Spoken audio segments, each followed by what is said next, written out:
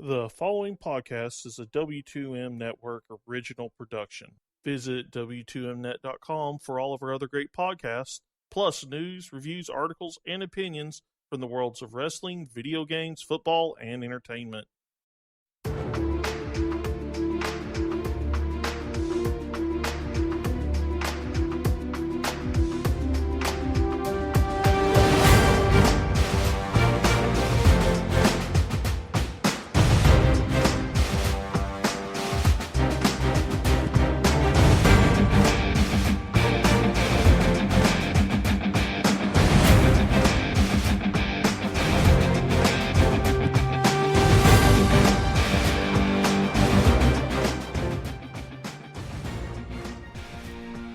Welcome back to Fantasy Football to the Max. I am your host, Randy Isbell. With me, as always, Mike Mitchell. And Mike, it is finally time. As we record this, we are, 3 hours away from the opening football game of the 2016 regular season. Can you believe it's finally time? Oh, there's a football game tonight? I'm kidding, of course. Wow. Yes, how exciting. We get a rematch of last year's Super Bowl, too, so this should be very interesting with all the questions surrounding both of these teams. It's going to be a lot of fun tonight, I think. Even though I'm not a fan of either team, I am a fan of football and good matchups, and I think that's exactly what we have tonight. Well, if you are catching this podcast late and listening on Friday or Saturday, then insert team here won the game, and it was wonderful to watch. But if you're catching it early, yes, football tonight. So excited. Let's get right to it. We have so much to get to. Let's quickly get to this Thursday night game, as, again, most of our listeners will have probably listened to this after the Thursday game, so we can't really help a ton, but we'll do our best. As you said, the rematch, Carolina and Denver. Cam Newton versus Mark Simeon, Trevor Simeon, that guy. That's pretty much what it's like now. Yeah, Cam Newton versus no longer Peyton Manning. Yeah, the one dude from Northwestern. Yeah, not named Mark Sanchez. Yes. So let's just start with Simeon. He's not startable, right? I don't see how you could possibly start him, especially just based on the matchup. For one, he has no NFL experience, and for two, he's playing against one of the top defenses in the NFL. I mean, you look at Carolina last season; they were the number 6 defense overall, and 4th against the run, only 11th against the pass, which is still top 3rd or right around it. But I just think that it's going to be a little bit overwhelming for him, and I think Denver wants to run the ball as much as they can, which is also going to be a tough task tonight. So what does that do to their starters? Are you avoiding any of these main Denver guys, or are you still starting your studs? Are you starting the C.J. Andersons and Demaryius Thomases no matter what?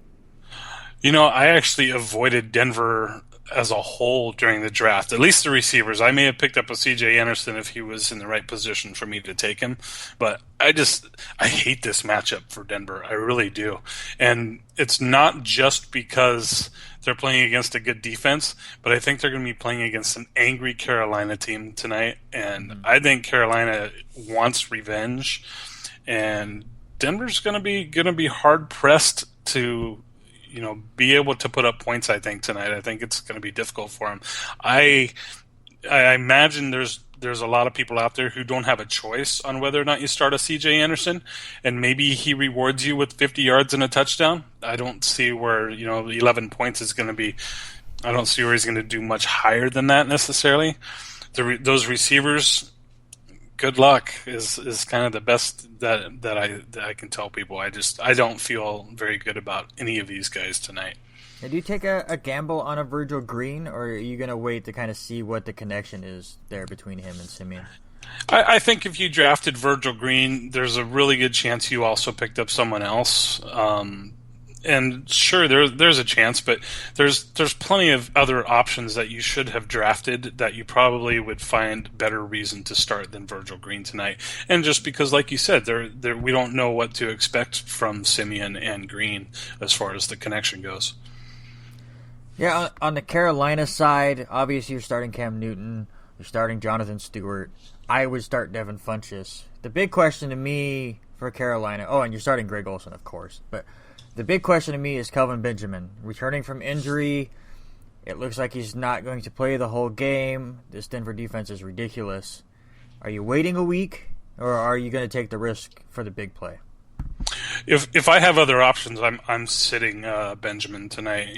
He's not expected to have more than, say, 5 snaps, which puts him at maybe barely over half of the offensive plays. So right there, you're limited just in how much he's going to be on the field. And then when you couple that with the fact that Denver's defense was number 1 against the pass last season, and number 1 overall, that really makes it hard. And I would even consider not playing Funchess myself, but and this is one of those games here where I'm sure most people don't really have a choice but to start Cam Newton, and we'll see how Cam Newton does. But Cam Newton was pretty bad in the Super Bowl last season. I'm sure most people know that. 18 of 41 for 265 yards. He didn't have a touchdown. He threw a pick.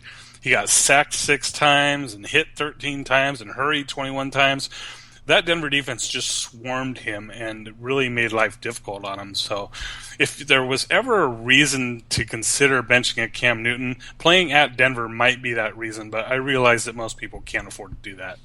Yeah, and listen, I think Cam's going to have a really good game tonight. Yes, the Super Bowl was bad. Yes, his record against Denver is not good at all. I just think he bounces back here. I don't think the Denver defense is as stacked as it was. It's still a great defense, don't get me wrong, but I just don't think it's at the level it was on that Super Bowl. So we're going to see what happens, especially with a Kelvin Benjamin back, a few more weapons for him there. Really quick, pigskin pick 'em. I liked the revenge. I'm going to take Carolina in this game. What about you? I also had Carolina in this game, and just because I feel like they can do a little bit more on offense than Denver can. All right, let's get to the Sunday early games, and let's start with the most intriguing matchup fantasy-wise, and that is the Green Bay Packers at the Jacksonville Jaguars. The Jaguars, highly touted as a team on the rise, but we've said many times I think that actually hurts fantasy numbers for somebody like a Blake Bortles as the team gets a bit more balanced. On the other side, Green Bay, Jordy Nelson coming back. It looks like they are just have been holding him out throughout their whole preseason, ready for this game. We have not seen him on the field yet, so we have no idea what kind of production we're expecting to see. I'm starting just about everybody from either of these two teams until you get down to the second tight ends. What about you? Well, I imagine that when you look at the names of the players on the list for this game, you're probably going to have to start all these guys anyway. I mean, we know we're going to start Allen Robinson and Eddie Lacy and Jordy Nelson, and you may or may not have to start a TJ Yeldon or a Chris Ivory. And you're probably, of course, you're going to start Aaron Rodgers, but Blake Bortles for me is a little bit of a question in this game just because I kind of want to see exactly what Jacksonville team we're going to have this season. We know what they were last year. They were the junk time Jaguars. They had to throw a lot because they didn't really have the balance in the running game. And they, of course, had 2 outstanding wide receivers. And they were behind by multiple scores nearly every week. Well, they patched that defense up potentially, and they've added a Chris Ivory to that backfield. And I just feel like I have a little bit of concern about Bortles' production based on the fact that I think they want to establish a running game. And then when you couple that with the fact that Green Bay's defense last season was 6th against the pass overall, and their record against quarterbacks, they gave up 20 touchdown passes with 16 interceptions. And Bortles was one off the league lead, throwing 18 interceptions last season. So I feel like this matchup just isn't quite what people might think it is for Blake Bortles. With that said, of course, just one last thing. Yeah. With that said, of course, we might get the junk time Jaguars this week too. Yeah, that's exactly where I was going to go. Listen, I've always said this whole podcast that I think Bortles' fantasy numbers are going to go down because the production of the whole team is going to rise. The defense is going to be better. But Green Bay is here with Jordy Nelson, with a Jared Cook. There's just so many weapons for Aaron Rodgers. They got knocked out of the playoffs in the most ridiculous fashion. So you just know they want to go out there and put on a show. Yes, the Jaguars' defense is improved, but I don't know if they're improved enough to stop what is about to happen with the Packers. So that's why I like Bortles a lot more this week, is because I do see a bit more of the junk time Jaguars showing up just one last time here, getting a little bit of taste of what happened in 2015. And I just think it's going to be a shootout. I think I saw the over-under was like 46. I would bet the over and then some in this game. So I like everybody.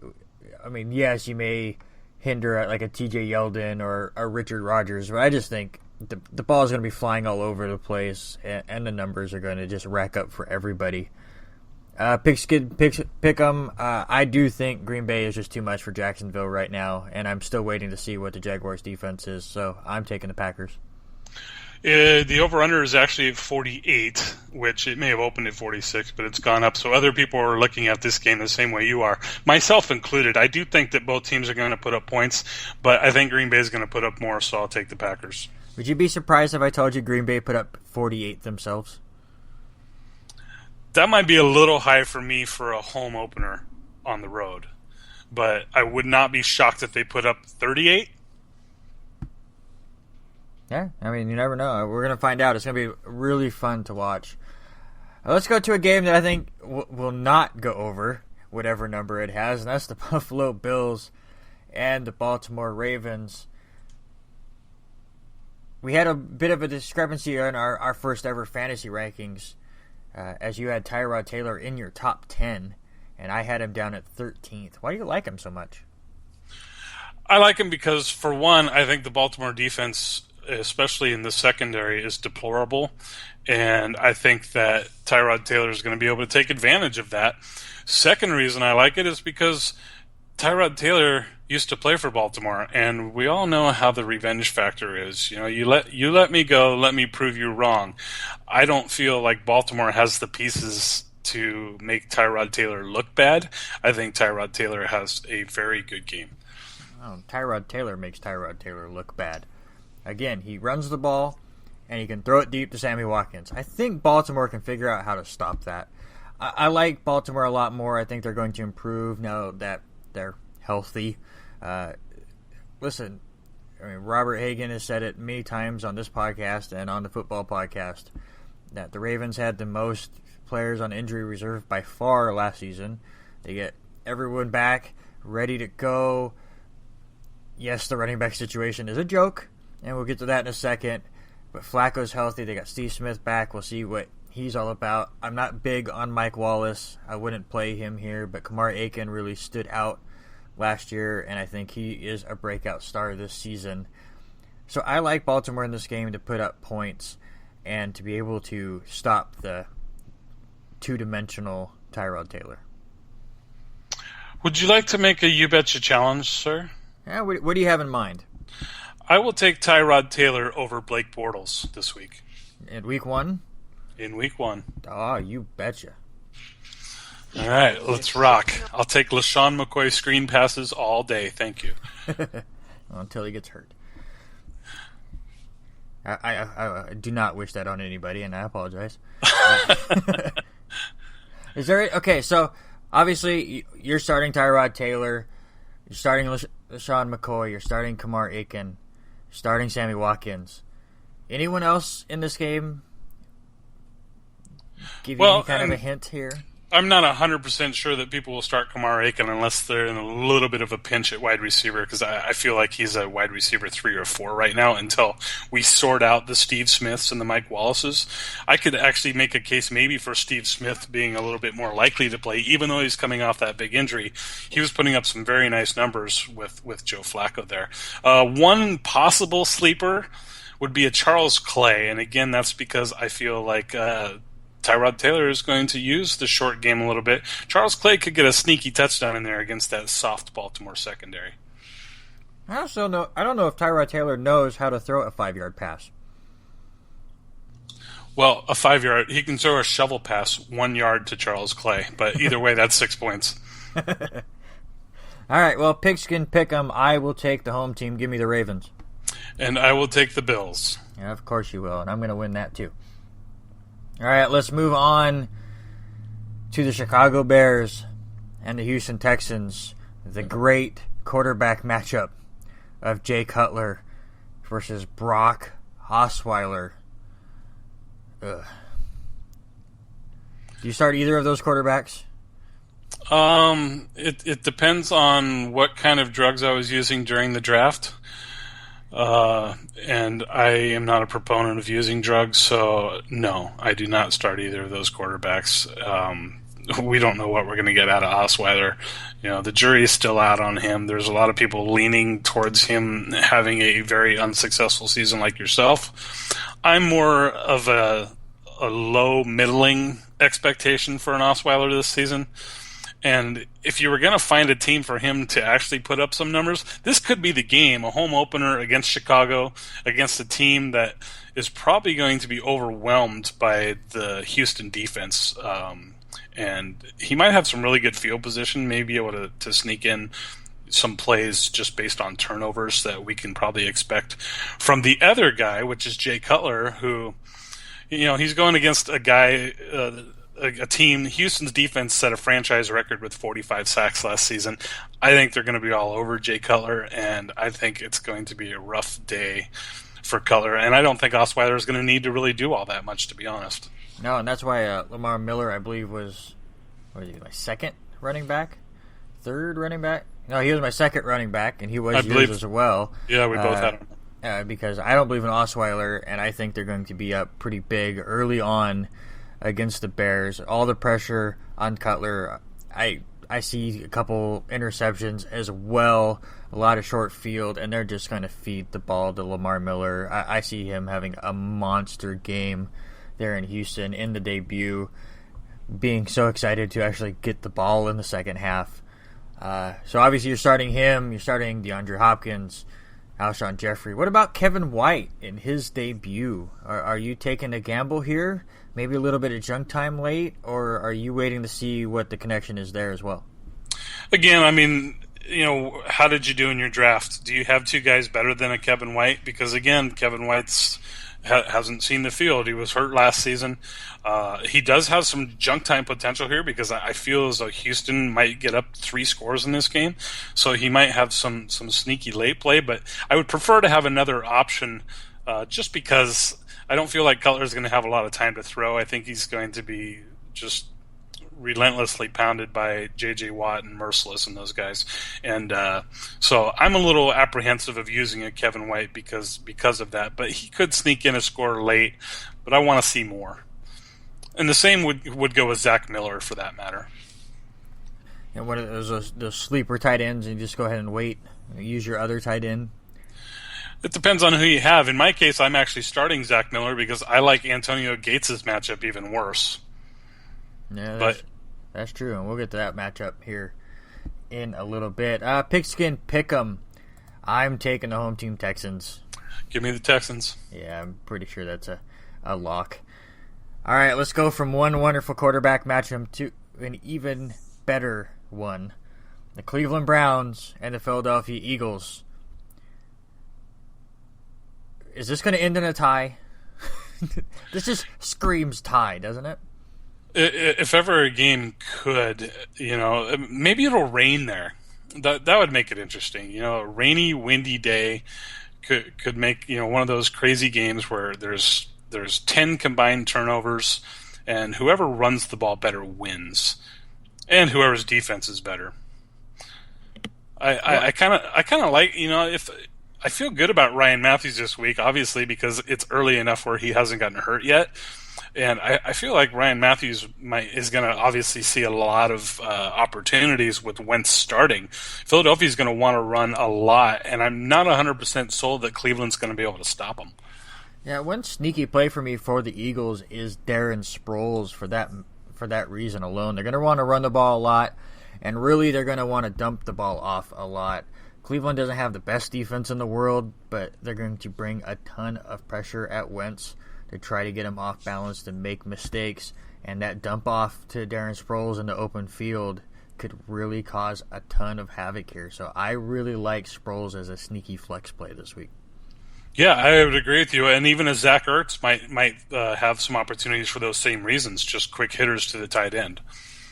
Yeah, I'm kind of worried about Jordan Matthews, kind of in that same spot. I don't know if you have enough on a team to really get away, but if you can, I would. I don't see the deep threat really going for Wentz in this game. I'm sure Hayden is going to be on Matthews as well, which is going to make his life miserable.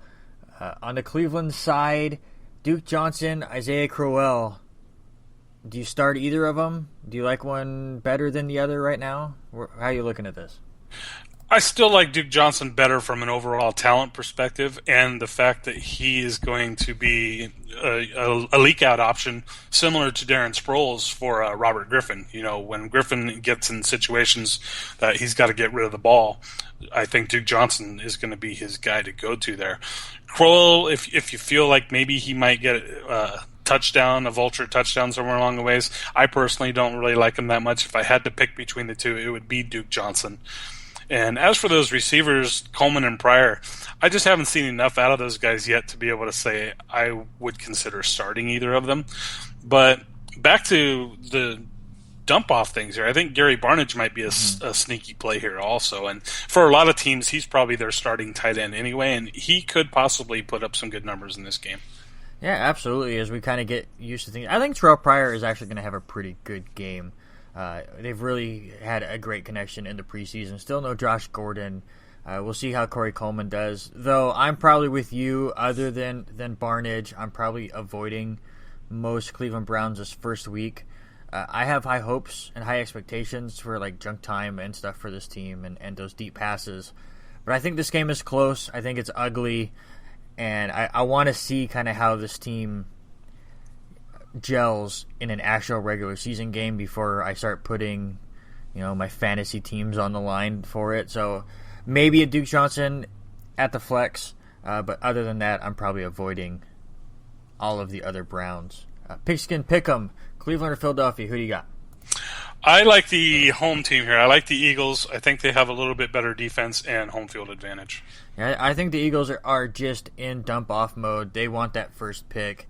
They're not going to lose games on purpose, but they are in next season mode. And Cleveland has been in next season mode for a very, very long time.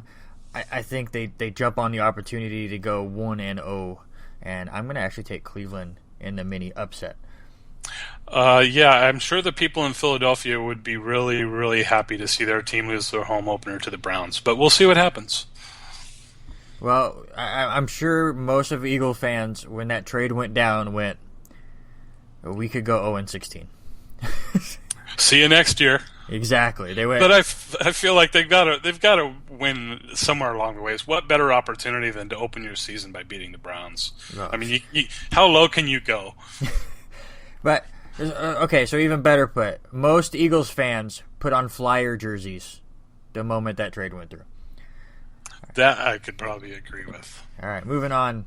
Tampa Bay Buccaneers at the Atlanta Falcons in an NFC South matchup. Jameis Winston, do you think he takes another step forward here? I certainly see the opportunities for him to do so. I think it hinges a lot on whether or not Doug Martin can stay healthy like he was last season. With Martin there, it really takes a lot of pressure off of Winston. And I love the emergence of Mike Evans. And I think Vincent Jackson's kind of been overlooked a little bit this season. He's just kind of been a forgotten guy behind Mike Evans because Mike Evans has taken such great strides. But that is not a bad number 2 wide receiver to have. And I really feel like Winston had over 4,000 yards last season, 22 touchdowns. I could see him getting close to that same amount of yards and more touchdowns this season. Yeah, I really like it. The Evans and Jackson combo I like as well. I think you start both of them. Austin Seferian-Jenkins is interesting. Maybe in a deeper league, I would give it a go. But he had shines of brilliance last year. But I don't think I'd go that far. Obviously, you start Doug Martin. Wait to kind of see how much Charles Sims gets on the field. But mostly it's Winston and Evans, Jackson, and Martin for me. Do you agree? Yeah, I agree. And the thing about Charles Sims that we should throw out there, yeah, this probably isn't the week to start him. We'll see what happens with Doug Martin. But that's another guy that's going to help Jameis Winston, because Charles Sims is probably in the top 5 of those passing down running backs as far as making plays for short passes and breaking them off. So I do like Charles Sims as far as supporting Winston's improvement this season. On the other side of the ball with Atlanta, obviously Mohamed Sanu is now in the mix to help Matt Ryan and Julio Jones. Does that make Matt Ryan a possible start in some leagues? Well, it kind of comes down to, who did you draft? Matt Ryan is, for me, he was one of those third-tier quarterback guys. And I felt like there was enough second-tier guys. That second tier was big. Let's be honest. You had 5 or 6. These guys are starting. Then you had a big 10-player second tier of quarterbacks. The odds are pretty good that somebody has one of those 16 guys to start ahead of Ryan. But this isn't the worst matchup for him to play if you're in a crunch. And Mohamed Sanu there is going to open things up. And again, Devontae Freeman is one of the best receiving running backs in the league too. So if Ryan does get in some trouble, he's got a great guy to dump the ball off to. Well, let's go through some possibles just for some people that are listening that might have this situation come up on Sunday.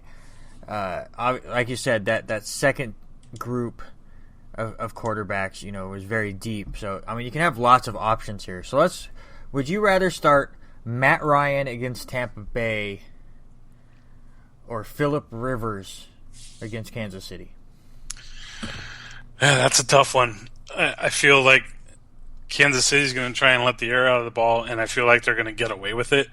But Phillip Rivers might have some fourth quarter magic just to make that score more like 34-17 when it might have been 31-3 going into the fourth.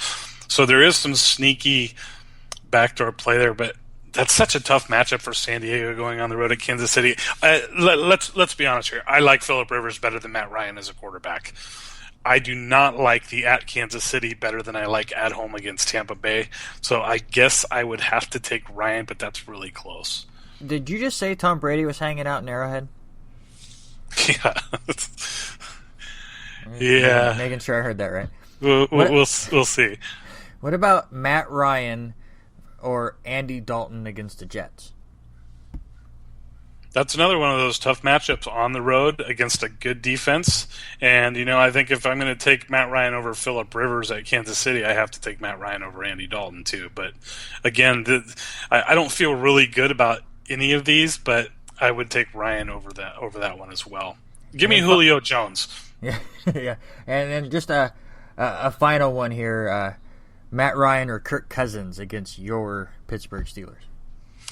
I will go the other way on that one because my Pittsburgh Steelers have a very questionable secondary, and that's another game that I feel like is going to be a shootout. And while I do have the Steelers winning that game, it would not shock me if they gave up 27 to 35 points in the process of winning it. So I think Cousins is going to have pretty good numbers in that game because I know what Pittsburgh's secondary looks like right now, and it hasn't necessarily changed yet. They've drafted some pieces there, but they're all young, raw talent, and we'll just kind of have to see what happens. But yeah, give me Cousins in that one. I was trying to bait you into a You Betcha challenge there, and you didn't take the bait.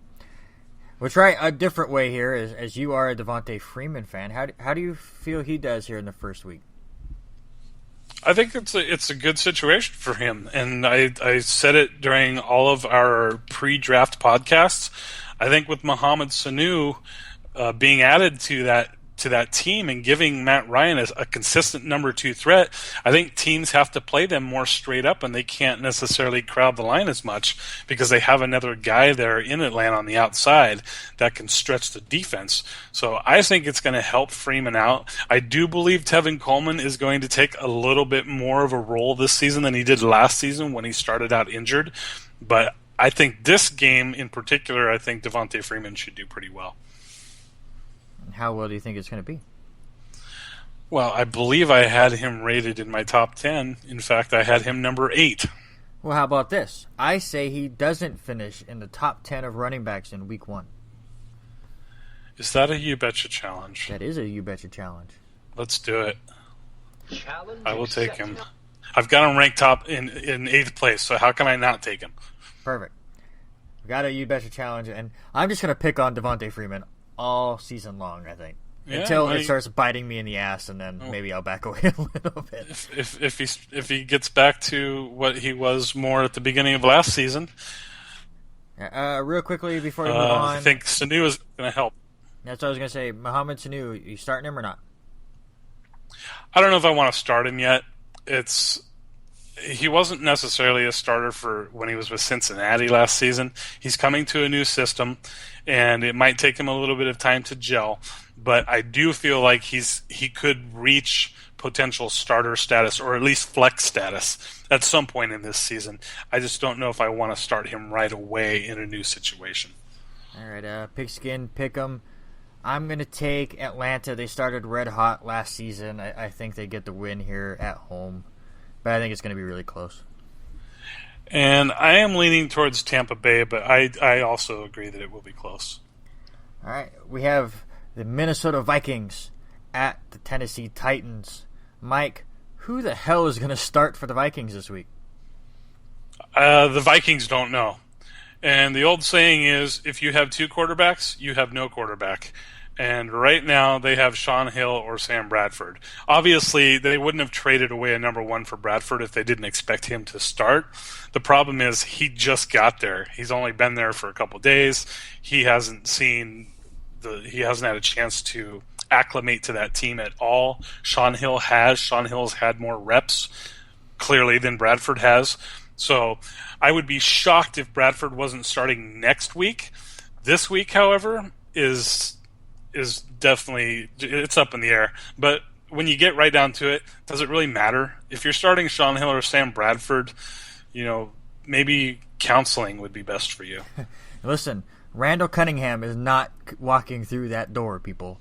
This is your quarterback situation in Minnesota. And no, I don't think you're starting either quarterback where they start. But honestly, because they're so up in the air right now and they're splitting reps, I'm not starting a Stephon Diggs. I'm not starting a Charles Johnson, a Laquan Treadwell. I'm not starting anybody on Minnesota that's not named Adrian Peterson. Maybe a Kyle Rudolph? I don't even think a Kyle Rudolph would help right in this situation. Yes, he's the dump-off option. Yes, a young quarterback or a new quarterback to a system will rely on the tight end a little bit. I just can't see it. I really thought going before the injury to Bridgewater that this was going to be a great first-week matchup between Bridgewater and Mariota, 2 young offenses just throwing it all over the place. With Bridgewater out, I can't see it, not at least for the first few weeks. Yeah, I actually agree with you. I just threw Rudolph's name out there because that tends to be a guy that a Sean Hill or a Sam Bradford might look at to bail him out under high-pressure situations. But, yeah, for me, too, it's Adrian Peterson, and that's it. On the other side of the ball, Marcus Mariota, we'll see how he progresses with Mike Mularkey. Would you start him at all? Or I think I'm waiting, personally, but would you put him in there, say, a 12-14 team league? I certainly wouldn't want to. The thing we haven't brought up yet is even though Minnesota's got some serious quarterback questions, that defense is still pretty good. Yes. And I don't think that they're getting a lot of credit as being a good defense because so much has been happening in other places on their team that defense is getting overlooked a little bit. And Mike Mularkey wants to run the ball. They got DeMarco Murray and Derrick Henry there for a reason. He wants to be able to ground and pound and let Mariota do more play action, get him on the move, maybe even design a few run plays for him. I think the style of Tennessee is going to be a lot different this season than it has been in the past, and certainly last year where Mariota was kind of forced to be more of a drop-back guy because they didn't have play action because there was no running threat there. So just because of the complete change of style, I can't see myself starting Mariota if I have any better option. I'm the same way. I think the Vikings defense is still really good. Yes, they might get a short field here and there with, quarterback issues. But really with Tennessee, I don't think I'm starting anyone on that team except for DeMarco Murray. Maybe Rashard Matthews. Maybe Delaney Walker, I guess. Delaney Walker, I would start too. Yeah, I think you're going to be forced to start a Delaney Walker in most cases, considering where his ADP was prior to the draft. I think most people are rolling with Delaney Walker throughout the season. So, and he probably might end up being the best option in that receiving core, to be honest with you, versus Tajay Sharp or Rashard Matthews. Yeah, usually, Delaney Walker was going, 5th or 6th, usually, in the tight end in most drafts. So, usually at that point, I'm not drafting a second one. So, obviously, you're just kind of stuck with Delaney Walker. And I think he could score a touchdown, 50, 60 yards. I think it's a solid tight end performance. But I think this is going to be a very low-scoring defensive battle between the two. Pigskin Pick'em, who do you got? I like Tennessee here, and it's just because of the quarterback situation for Minnesota being so questionable. Yep, I'm right there with you. Give me Tennessee in that win. How about the Cincinnati Bengals and my New York Jets? Mike, I will start on the Cincinnati side of the ball. And Tyler Boyd and Brandon LaFell, how are they going to fit with this new system? Listen, Sanu and Jones are gone. There's 152 targets last season that now will go somewhere else. And if Eifert doesn't play, which it looks like he most likely won't, that makes it up to 226 targets from last season are no longer on that team. Are Boyd and LaFell fantasy options this week, or is that Jets defense too tough? Well, I do think that the Jets defense is solid. I actually have both of these defenses in kind of a similar light as far as I think that they're both above average defenses. They're both capable of bringing pressure. They're both capable of playing good defense, both from the front and in the back. So I have a hard time seeing where rookie and Tyler Boyd or Brandon Hands of Stone LaFell are going to have a huge impact early in this game. But what it does do is it kind of makes a guy like a Giovanni Bernard a little bit of a sneaky option there, because you're going to have more situations for dump offs. And I still like AJ Green, and you're not going to bench AJ Green, obviously. So I want to feel it out a little bit more with Cincinnati, and I don't feel like this is the best matchup for them to really find out what a Boyd or a LaFell can do for them at New York. You mentioned Giovanni Bernard. Him and Jeremy Hill in the backfield at Cincinnati, that's been a mess last season. I'm on record to think Jeremy Hill is going to greatly improve. I don't see it a lot here because he is basically going to be the goal line back. I'm kind of with you. I think I like Bernard a little bit more here in week 1 as far as the Bengals running backs go for the dump offs. I think he actually will probably see the field a bit more in this game. Do you agree or disagree?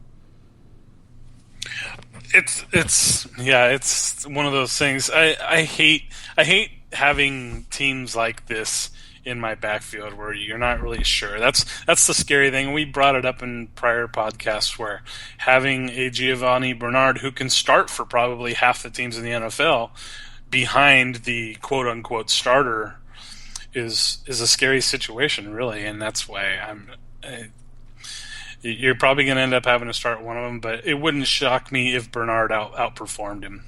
Yeah, I think Bernard probably gets more yards. Hill more likely to find the end zone. And I think that's how it's going to be a lot this season until Hill kind of gets things going. On the Jets side of the ball, there's been a lot of hate lately about Ryan Fitzpatrick, and I don't get it. He's had 2 seasons under Chan Gailey, and he has been more than a competent quarterback under that system. Yes, he's a journeyman quarterback, and he's been in a lot of different systems, but under this system he shines. Over 7,300 total yards and 45 touchdowns in the 2 seasons under Chan Gailey's system. He has Eric Decker. He has Brandon Marshall. He has Matt Forte and Bilal Powell out of the backfield to dump it off to. They're both great receiving backs. I like Ryan Fitzpatrick this season. Maybe not top 10 quarterback-wise, but we were just talking about that big group, that big second-tier group of the Kirk Cousins and Matt Ryans. Ryan Fitzpatrick is middle to the top of this list to me. It's possible. I mean, I think the biggest beef on Fitzpatrick is his interceptions, and the fact that he seems to find the worst possible times to throw them. That's the biggest knock, in my opinion, that I have on Fitzpatrick. I think he is slightly above the serviceable quarterback range, but it's him taking that step to put a team on his back and win some games, make that clutch throw inside of a minute when you need a touchdown late. That's exactly what happened to them last season when he threw that interception at a critical time. And those are the types of things that people remember. They remember that terrible interception you threw to cost your team a shot at the playoffs rather than the great season you had up until that point. Sure, that those interceptions happened after most fantasy leagues were over, so those do not count on this podcast, and we will not bring them up ever again. Well, that's you asked me to sum up Fitzpatrick, and that's how I summed him up. As for a fantasy guy, I don't want to start him. It's certainly not against Cincinnati's defense, but I do think he has some plug-and-play potential. No, and I'm more bring it up because I think that offense is going to be more potent than people think. Obviously, you're starting Martin, you're starting Decker. I would start Forte. Bilal Powell's a sneaky pick. Maybe not this week. But I really think that is going to be more of a 50-50 role than people are thinking over there in New York. But I have one question for you, Mike. You brought up how you had the Jets defense and the Bengals defense about in the same tier. I believe I have 3 different fantasy teams where I have both of these defenses. Who do I start? That's a really good question because they are so close as far as... In my opinion. That doesn't mean that my opinion is what everybody thinks. I have the Jets this week slightly above Cincinnati, and I just base it on the fact that if you have a 50-50 situation, give me the home team. Yeah, I knew I'm going homer. I'm picking the Jets, but I figured I'd ask that out there. Picks and pick 'em. I'm taking the Jets, Jets. I'm also taking the Jets, but this just feels like one of those games that's going to end on a last-second field goal. Possible.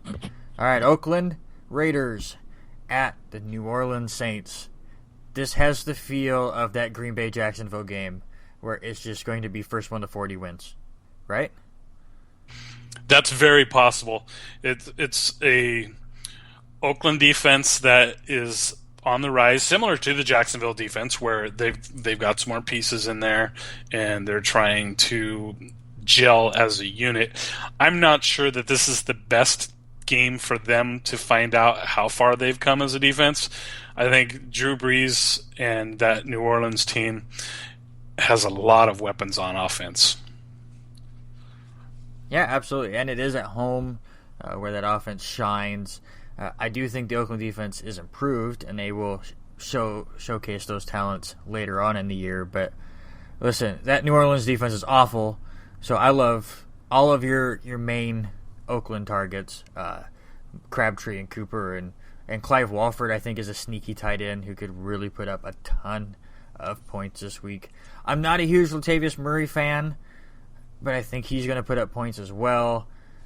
New Orleans side, Cook, Snead, Ingram, a Spiller if you're really desperate, but I don't think you're there just yet. But I think Spiller is going to find himself more in that passing game more and more. So see how he does here against Oakland and maybe pick him up off the waiver wire. Yeah, that's one of those guys that you might have handcuffed if you picked a Mark Ingram too. So we'll see what happens. I can't stand Spiller's durability. He and Reggie Bush have got to be the 2 most injured players in the NFL. But that aside, a guy that we didn't bring up was Coby Fleener, which I also think has a chance to be a top 10 starter this week. In fact, I had him ranked at 7th. And that's, of course, we're putting some of these expectations on what we saw with the Jimmy Graham. Fleener hasn't proved himself out yet nearly what Jimmy Graham did with New Orleans, but we do know that Drew Brees loves his tight ends in the red zone, and that's a definite potential top 10 player there. And I actually had Clive Walford for the Raiders at number 10 in my tight end list this season, or this week. Mm-hmm. So I also agree that he definitely has some sneaky upside there. All right, pigskin pick 'em, Oakland or New Orleans. I am taking the Saints at home, and a lot of that is just based on the fact that the Raiders are 2-8 in their last 10 opening games, and I think the Raiders are probably a better team overall, but they struggle out of the gate, and they're on the road at a raucous New Orleans. Yep, season opener in New Orleans. I'm the same as you. I'm taking the Saints. We got about 15 minutes or so left, so let's try to buzz through some of these as fast as we can here. San Diego at Kansas City. Maybe some junk time for Phillip Rivers and Travis Benjamin and Keenan Allen. I wouldn't start Travis Benjamin. I'm not starting Melvin Gordon either. I think this is more of a Danny Woodhead type of a game out of the backfield passing-wise. I don't see them running the ball very well against that Chiefs defense. Yeah, I agree about Woodhead. I think Kansas City is probably going to force San Diego to be a little more one-dimensional in this game, and that plays right into Danny Woodhead's strengths. And the other thing that we should bring up here, because it's probably a big question for drafters out there, is do you start Spencer Ware or Jamal Charles? And it's looking like Spencer Ware is going to get the start. It hasn't been officially announced yet, but all indications are pointing towards Spencer Ware this week. And the other guy I wanted to throw out there was Antonio Gates. Just does not play well against Kansas City. If you have another option, I would seriously consider sitting Antonio Gates. And as I mentioned earlier, I actually started Zach Miller over Antonio Gates this week. Yeah, absolutely. You had him 15th. I had him 16th in our ranking, so we definitely agree on that note. And I'm with you. I keep an eye on the injury report about Jamal Charles, but listen, the Chiefs have aspirations for the Super Bowl this season. They're not going to risk Jamal Charles on the first game of the year if they don't have to. I think they're really going to ease him in. It's not going to be fun for fantasy owners, but they're looking at January, not September. So I would go Spencer Ware there most likely. I'm also starting Jeremy Maclin on this game. Probably Travis Kelce, of course, there as well. And that's really the starters that you're going to have in this game. Pigskin Pick'em, I'm taking Arrowhead. Give me Kansas City. Yeah, that's a pretty easy one for me. I will also take KC. All right, let's get to the Sunday late games. Does Miami have any junk time potential here? Yes, it's Arian Foster's debut on the team, but what a team to start against. Go against the Seahawks at Seattle. I don't see any running game happening here, do you? Seattle was number one against the run last season. They've been the number one defense for, 3 seasons in a row now. I hate this game for Miami. I think it's the worst possible place for them to start the season, to be honest with you. And if ever a game screams of a 30-point or more blowout, it's this one. And Arian Foster, good luck to you. Just stay healthy, so maybe they have you for a better matchup. Yeah, absolutely. I think the only Dolphin I'm starting is Jarvis Landry, just for the fact of junk time. Maybe that big play. I mean, he's a great receiver there, and he gets a ton of targets in Miami. Everyone else I'm avoiding. On the Seattle side, it looks like Christian Michael is going to get the start over Thomas Rawls, as they're going to try to ease him in. So make your adjustments there. I don't know if I even start either of these guys. Maybe as a flex, maybe with Christian Michael, because I think one of them is going to find the end zone. But I'm just not sure who's going to get the work here. So I'm trying to avoid if I can. Yeah, I don't like either one of them either. I think if you had to pick between one of them because you're stuck, I would go with Christian Michael just because he is slated to start the game, and that usually bodes well. If he's having success early, which I think he very well could, he's going to be obviously given a much more likely chance of remaining in the game a lot longer, because I think Seattle doesn't even really want to put Rawls out there all that much if they don't have to, other than to see just a little bit. But why even put him at risk if you can get up early on Miami? Yeah, definitely start Russell Wilson, Baldwin, Lockett. I might even start Jimmy Graham. Again, we think this is going to be a blowout, so maybe they see if they can get Jimmy Graham into the offense. He has been practicing, so I think he's going to see the field, and if they go up big, that's the time to experiment with Graham. Yep, just make sure you keep an eye on the updates on Graham, just to make sure he's actually going to be out there. Absolutely. Pigskin Pick'em, Seahawks, right? Yes. All right, moving on. Detroit at Indianapolis. We're going to have lots of questions here. Andrew Luck, that offensive line looks worse than last year. in the preseason. Are you worried for the safety of Andrew Luck? I am, obviously. I mean, I drafted him in the 6th round in our draft because his talent level exceeded his value at that point, so I did take him. But yeah, I'm obviously worried about his health for sure. But it's one of those things where you hope that Indianapolis gets that offensive line figured out. And they've added some pieces. It's just, can they get those pieces to be a cohesive unit? But I do think this is going to be a bit of a shootout, so I like the Frank Gores and the T.Y. Hiltons and the Dante Moncriefs of the world, Dwayne Allen as well.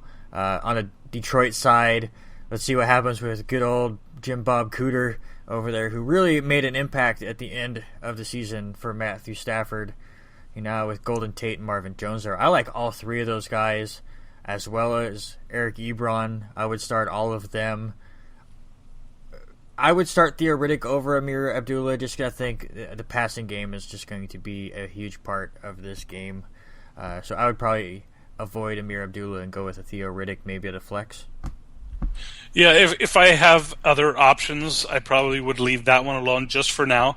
I do have some improved expectations for Abdullah, and I think Riddick will be similar to what he did last season. But again, we kind of have to wait and see what happens here. Jim Bob Cooter might be the best name in the NFL, by the way. Yes. It makes me think of banjos whenever I see that name. But yeah, give me a little bit more time to see what happens with that running game. I'm not confident in it yet, but I do feel like there's going to be more reason to be confident ultimately. And yes, give me Frank Gores and T.Y. Hiltons and Dante Moncriefs. And you could even consider the number 3 guy there, Philip Dorsett, as having a game. And of course, I think Matthew Stafford has some sneaky appeal this week too, because I agree with you. This game looks like it could be a shootout. Yeah, out of that second tier quarterbacks, he probably would be top of my list for this week. Pigskin Pick'em, Detroit, Indy. I will take the Colts. I'm also going to take the Colts. All right, the last of the late games, the New York Giants and the Dallas Cowboys. Obviously starting Ezekiel Elliott, who did get cleared of domestic violence charges. As far as the legal system goes, we'll still see what the NFL does because they go by their own rules. But you're starting him. You're starting Dez Bryant. Are you starting a Jason Witten with a young Dak Prescott back there? It's another one of those things where it's kind of a wait and see. That's what's so lovely about week 1 of fantasy football is you don't know yet. We don't have anything to go off of. We've got a Dak Prescott there who's trying to do better than the 1-11 record that the backup QBs did for the Cowboys last season. So what can we expect from Witten? You're inclined to think that Prescott's going to look for him a little bit more as a quick release option, but we can't be sure. So even Dez Bryant, I feel like maybe takes a little bit of a down drop, and I think Ezekiel Elliott is going to be called upon heavily because we've seen it with DeMarco Murray. Yeah, absolutely, and I think Alfred Morris sees the field quite a bit as well, so if you're in a very deep league, definitely start him. I wouldn't in a 12-team league just yet. See how this offense goes with Prescott. On the other side of the ball, I like Eli Manning, the secondary for the Cowboys. Not very good. So start your receiver, start Odell Beckham Jr. I would be starting Sterling Shepard this week. Holding off on Victor Cruz. Let's see how he reacclimates himself with the offense. But I am starting Larry Donnell. Any objections there, and how do you feel about the running game? Yeah, Larry Donnell's just kind of one of those guys that you throw out there and think, you know what, Dallas's defense is that bad, and there is some shootout potential here, even with Dak Prescott, because I feel like both teams are going to be able to do a lot of what they want to do on offense because both of those defenses are poor. And so Donnell's kind of a sleeper. You probably have a better option. He may not have even been drafted in a lot of leagues, but just a name to keep an eye on just in case he might be in a crunch for whatever reason at tight end. But again, I like a lot of these guys. Of course, Eli Manning is one of those second-tier QBs. He's got a great matchup here, and I feel pretty good if you're in that second-tier mix and match that Manning is a strong candidate to be a starter for you. Yeah, absolutely. Pigskin Pick'em, Giants, Cowboys. Who do you got? I like the Giants here just because of a rookie starting running back and a rookie starting quarterback. Yeah, the Giants usually play tough at Dallas, and with the rookie there, I'm definitely going with the Giants as well. Sunday Night Football, Jimmy Garoppolo versus Carson Palmer. How does Jimmy Garoppolo starting affect the fantasy players around New England? Well, I think Jimmy Garoppolo wants to hand the ball to LeGarrette Blount and pray, and that might work for maybe 2, 3 and outs before they have to change their game plan there. Listen, Garoppolo is not Tom Brady. He's nowhere near Tom Brady. He is a backup quarterback. He has a Julian Edelman there.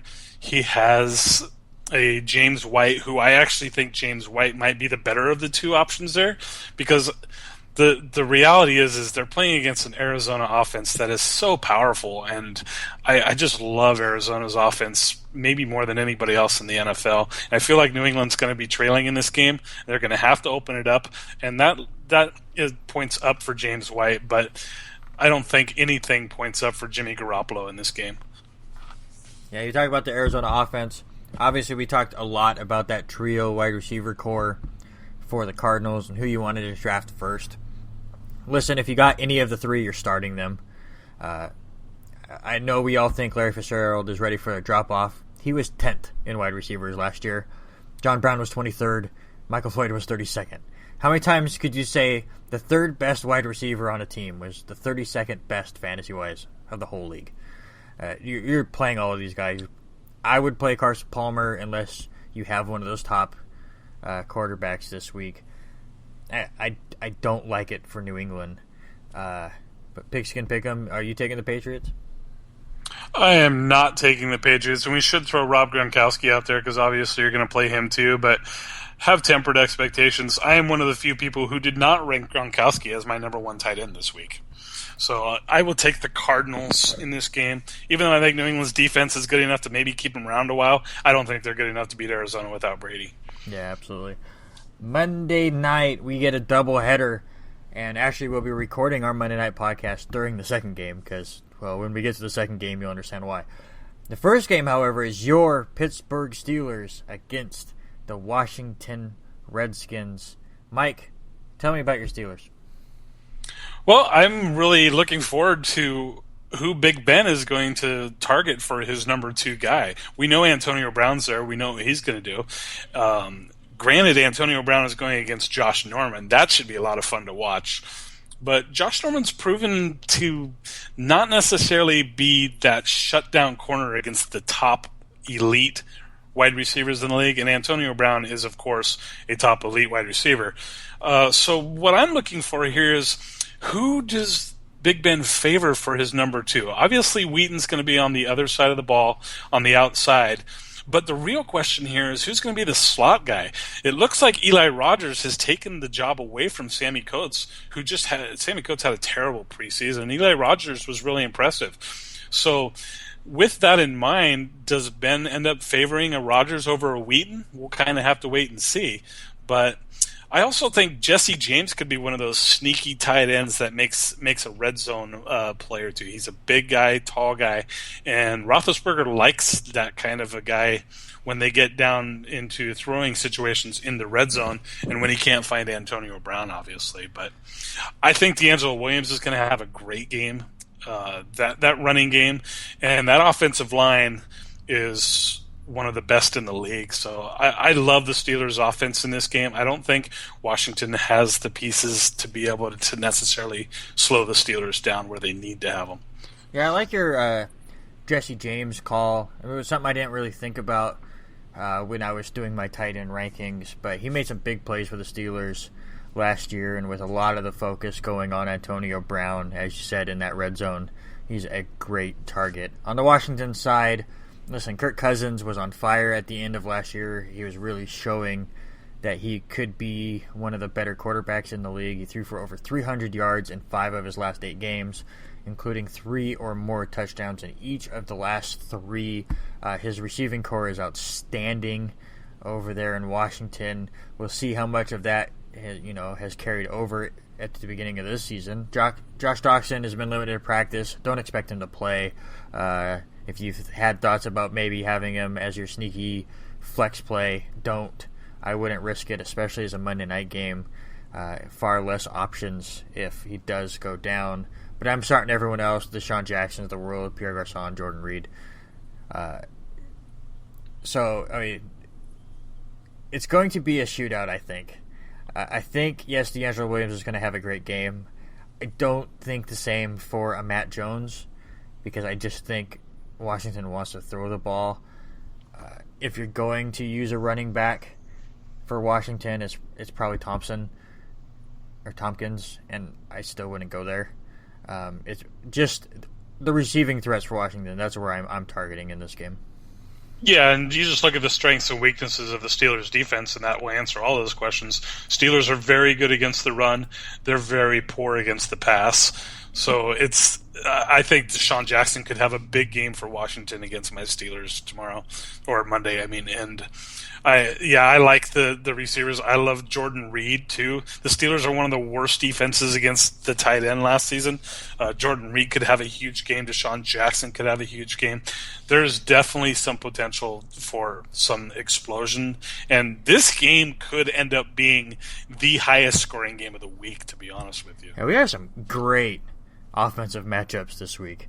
It's going to be a great opening weekend. But Pigskin Pick'em, Steelers or Redskins, where you go? I'm taking the Steelers. I just think they match up better. And I'm actually going to take the Redskins in a home upset of sorts.